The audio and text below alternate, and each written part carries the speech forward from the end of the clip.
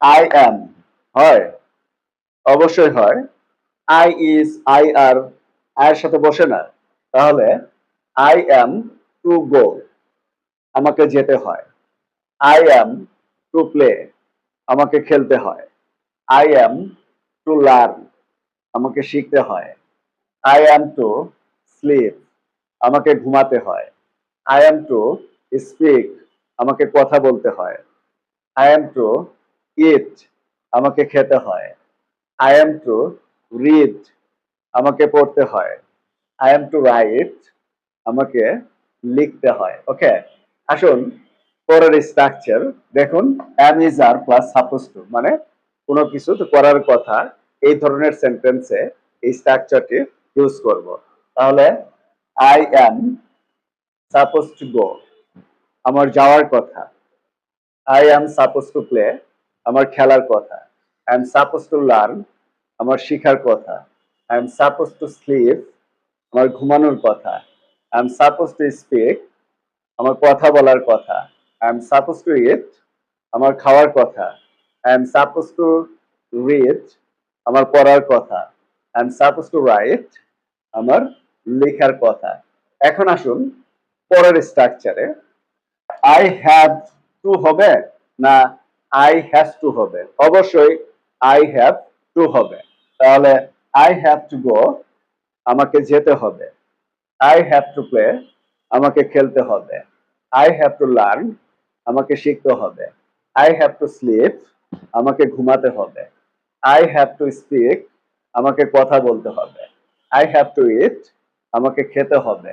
I have to read, আমাকে পড়তে হবে। আই হ্যাভ টু রাইট, আমাকে লিখতে হবে। ওকে, তো পরেরটা দেখি। আই মাস্ট হ্যাভ টু নাকি I must has to?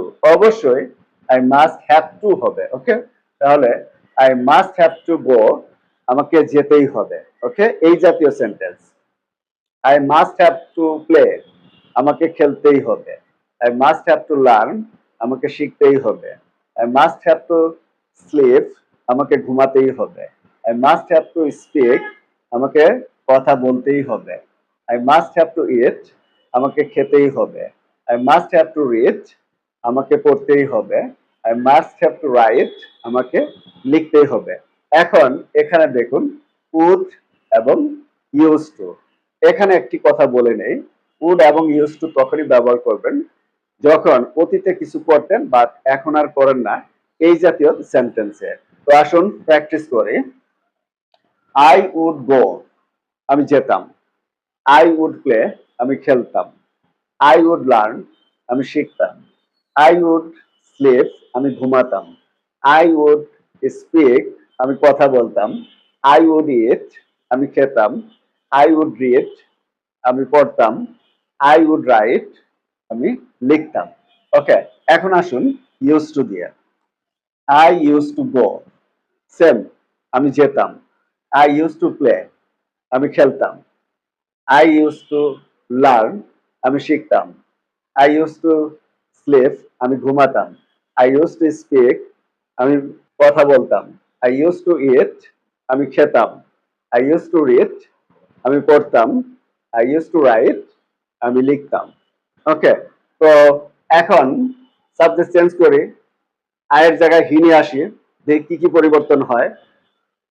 He M হবে না ইজ হবে না আর হবে? অবশ্যই এর সাথে ইজ হবে। ওকে, হি ইজ টু গো, মানে তাকে যেতে হয়। হি ইজ টু প্লে, তাকে খেলতে হয়। হি ইজ টু লার্ন, তাকে শিখতে হয়। হি ইজ টু স্লিপ, তাকে ঘুমাতে হয়। হি ইজ টু স্পিক, তাকে কথা বলতে হয়। হি ইজ টু ইট, তাকে খেতে হয়। হি ইজ টু রিড, তাকে পড়তে হয়।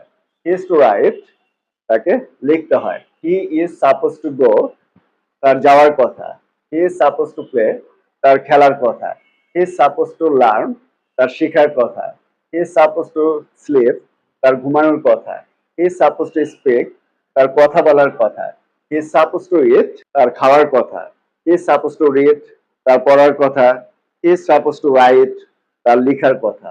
আসুন তারপরের স্ট্রাকচারে হি হ্যাভ টু হবে না হ্যাজ টু হবে?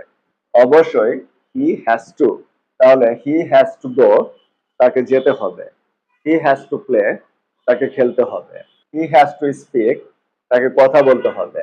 হি হ্যাজ টু ইট, তাকে খেতে হবে। হি হ্যাজ টু রিড, তাকে পড়তে হবে। হি হ্যাজ টু রাইট, তাকে লিখতে হবে। ওকে, এখন আসেন এই স্ট্রাকচারে। ওকে, হি মাস্ট হ্যাভ টু হবে না হি মাস্ট হ্যাজ টু হবে?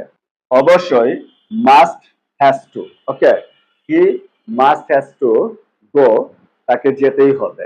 He must has to play, তাকে খেলতেই হবে। He must has to learn, তাকে শিখতেই হবে। He must has to sleep, তাকে ঘুমাতেই হবে। He must has to speak, তাকে কথা বলতেই হবে। হি মাস্ট হ্যাজ টু ইট, তাকে খেতেই হবে। He must has to read, তাকে পড়তেই হবে। He must has to right, তাকে লিখতেই হবে। আসুন তারপরে যে স্ট্রাকচার রয়েছে কি উড এবং ইউজ টু, এটা কি আগে বলেছিলাম অতীতে কিছু করতাম বাট এখন আর করি না, এই ধরনের সেন্টেন্সে ব্যবহার করব। তাহলে হি উড গো, সে যেত। হি উড প্লে, সে খেলতো। হি উড লার্ন, সে শিখতো। হি উড স্লিপ, সে ঘুমাতো। হি উড স্পিক, সে কথা বলতো। হি উড ইট, সে খেত। হি উড রিড, সে পড়তো। হি উড রাইট, সে লিখতো। এক্ষেত্রে আমরা এখন নিয়ে আসবো use to. Okay, he use to go, একই কথা, সে যেত। হি ইউজ টু প্লে, সে খেলতো। হি ইউজ টু লার্ন, সে শিখতো। হি ইউজ টু স্লিপ, সে ঘুমাতো।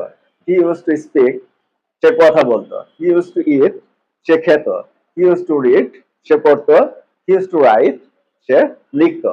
এখন এই যে সাবজেক্ট ইউ আছে, উই আছে, দে আছে, সামবডি মানে যে কেউ, যে কোনো একটি নাম বা একাধিক নাম দিয়েও আমরা এভাবে প্র্যাকটিস করতে পারি। ওকে, খেয়াল রাখবেন ইউ যদি সাবজেক্ট হয় তার সাথে আর হয়, উ এর সাথে আর হয়, দের সাথে আর হয়, যে কোনো একটি নাম হলে সেটার সাথে ইজ হয়, বা একাধিক নাম যদি সাবজেক্ট হিসেবে আসে তাহলে আর হয়।